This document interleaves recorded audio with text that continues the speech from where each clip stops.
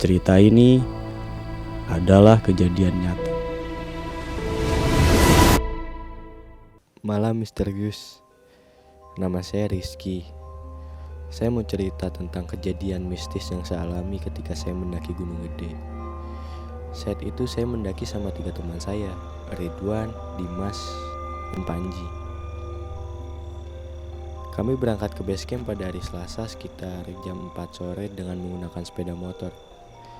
Sekitar jam 9 malam, kami sudah sampai dan langsung beristirahat agar Rabu pagi kami sudah mulai trekking.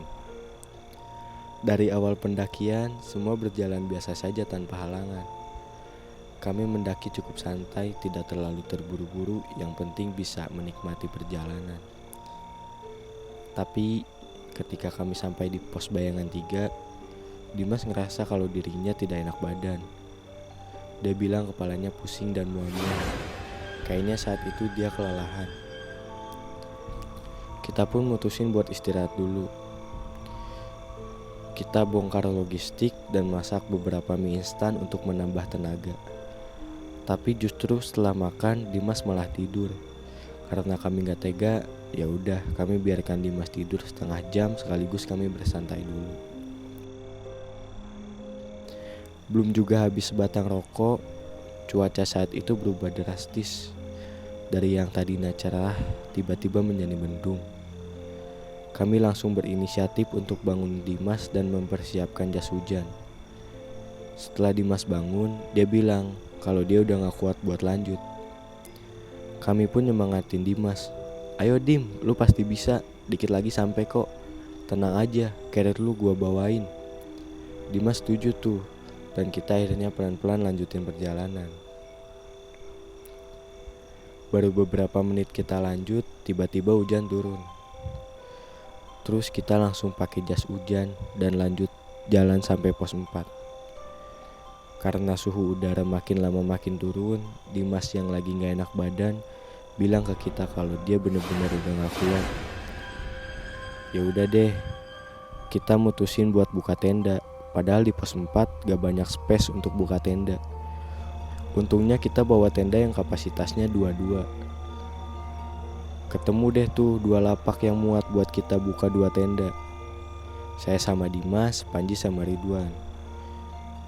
Gak dempet sih, tapi hanya dipisahkan sama gundukan tanah setinggi tenda dan 2 pohon. Kita langsung masak dan langsung goreng beberapa lauk.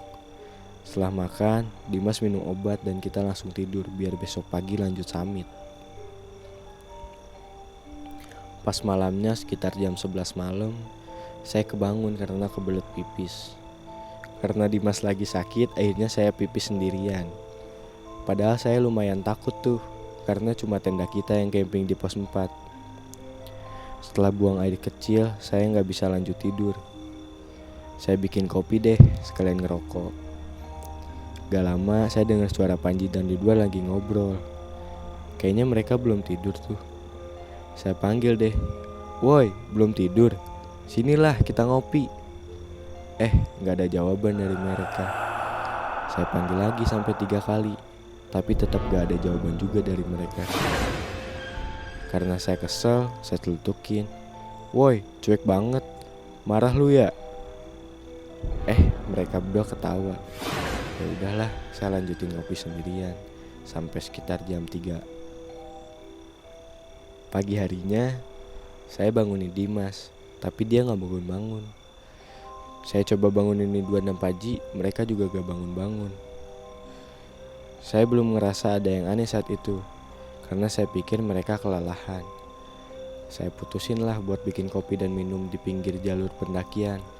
Niatnya kalau ketemu pendaki lain bisa saya ajak kopi, sekaligus nemenin saya ngobrol. Bener aja deh tuh, belum habis sebatang rokok, saya lihat ada 3 pendaki dari arah bawah. Saya sapa dan ajak istirahat sambil ngopi-ngopi sebentar. Dari ketiga pendaki itu hanya ada 1 orang yang nyaut sama saya. 2 temannya hanya diam saja dengan wajah yang datar. Tapi saat itu saya tidak berpikir yang macem-macem. Toh juga saat itu masih pagi, jadi saya tidak khawatir dengan hal-hal aneh. Justru yang bikin saya aneh adalah ketiga pendaki itu pamit untuk melanjutkan perjalanan Saya melihat jam di tangan saya dan saya terkejut karena jam sudah menunjukkan jam 4:30 sore. Saya langsung membangunkan teman-teman saya dan entah kenapa sekali saya bangunkan mereka semua langsung terbangun dan justru marah ke saya karena terlalu sore membangunkan mereka. Kondisi Dimas pun belum juga membaik. Dimas masih ngerasa lemas dan mual-mual. Kita langsung bagi-bagi tugas. Ridwan memasak, saya dan Panji packing barang-barang. Sekitar jam 6 sore, kami memutuskan untuk langsung turun ke base camp. Sedikit ada perdebatan antara saya dan Panji. Saya merasa bahwa kemarin kita datang dari jalur kanan, sedangkan Panji bilang jalur kiri lebih cepat untuk dilewati. Karena kondisi Dimas tak kunjung membaik, kami memutuskan lewat jalur kiri. Panji berada di paling depan untuk menuntun kita. Ridwan membopong Dimas dan saya di paling belakang menjadi sweeper. 1 jam kita berjalan turun, saya merasa di belakang ada 1 orang yang ikut turun bersama kita. Ada suara langkah kaki dan lonceng yang berbunyi tepat di belakang saya. Karena saya sedikit penakut, saya tidak menoleh ke belakang sedikit pun. Sampai pada akhirnya, Panji menemukan 2 jalur yang terpecah. Saya langsung menyuruh untuk berhenti dan memberanikan diri untuk mengecek jalur. Saya cek ke jalur kiri dan ternyata jalurnya tuh curam banget.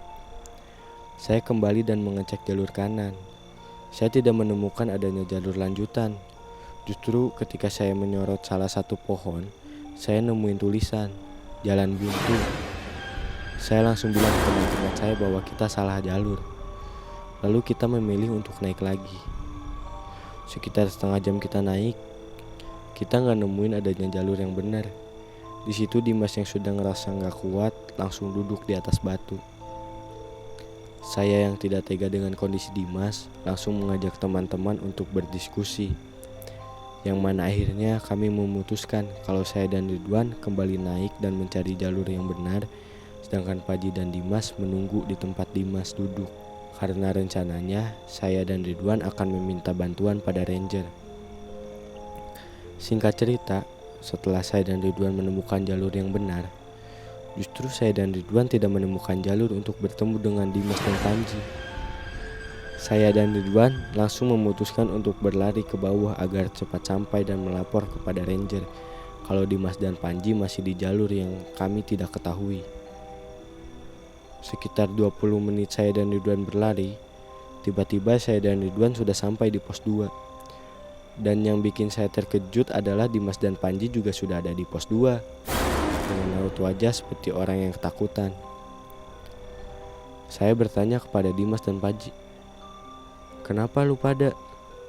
Mereka hanya menjawab, "Gak apa-apa, dah ayo lanjut." Namun nadanya seperti orang yang ketakutan. Saya dan teman-teman kembali mengatur posisi seperti semula. Pas kami sampai di pos 1, saya dengar lagi tuh suara langkah kaki dan lonceng di belakang saya. Kali ini saya sok berani menengok ke belakang. Saya kaget ketika saya menengok ke belakang, lampu saya tiba-tiba mati. Dan ada sosok yang berdiri sekitar 15 meter tepat dari tempat saya berdiri. Sosok yang sangat besar, berbaju putih, berambut panjang tidak karuan, kukunya panjang, dan matanya merah melotot.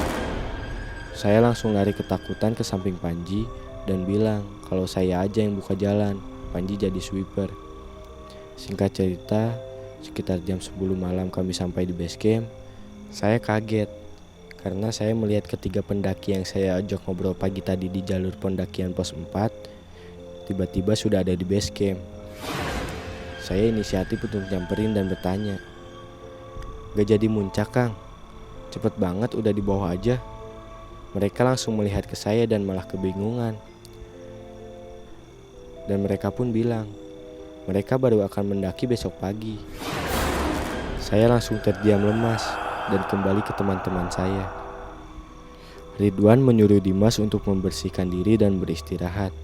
Saya, Ridwan, dan Panji memasak persediaan logistik yang masih tersisa. Ketika memasak, saya bertanya kepada Ridwan dan Panji, kenapa mereka tidak menyahut saya pas di tenda. Mereka bilang, mereka berdua udah tidur dari jam 10 malam. Makanya mereka marah ke saya karena mereka pikir saya tidak membangunkan mereka. Padahal saya sendiri tahu bahwa saat itu udah sore.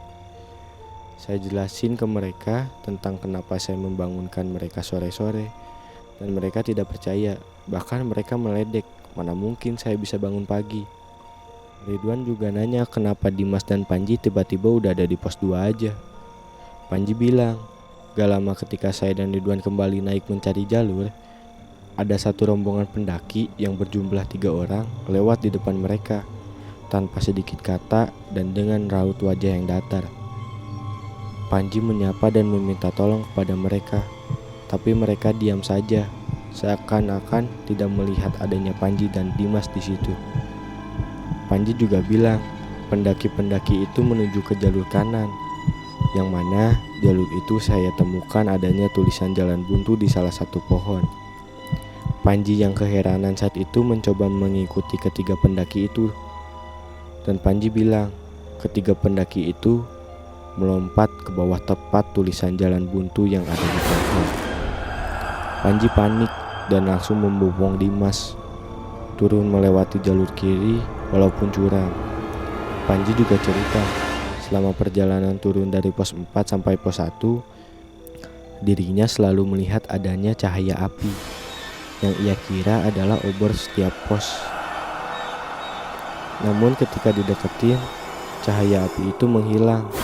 Panji juga bercerita kalau dia selalu melihat cahaya kunang-kunang yang semakin lama cahaya itu melebar menjadi cahaya merah.